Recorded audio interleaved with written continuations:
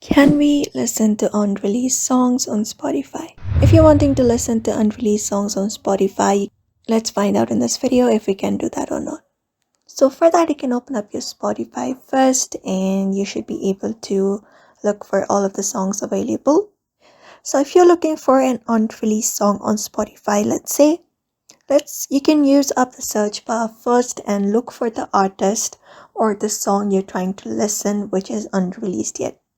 So you can use the search bar in order to search for it, and there's most likely chance that unreleased songs on Spotify are not available, but there are also chances that there may be the songs that are unreleased but not from the original artist but from someone who may have leaked it. So if someone has leaked the song, published it on Spotify, even though it is unreleased, that is one of the method only available that will help you listen to unreleased songs on Spotify. So once you find that song, what you can do is simply head over to the music. Like this, you can play the music and then you can add it onto your library. Like this, add it to a playlist.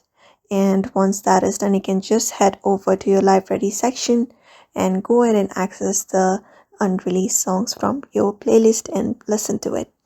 So that is it for now. That is only the method to listen to unreleased songs. Otherwise, you need to wait for the artist to release it.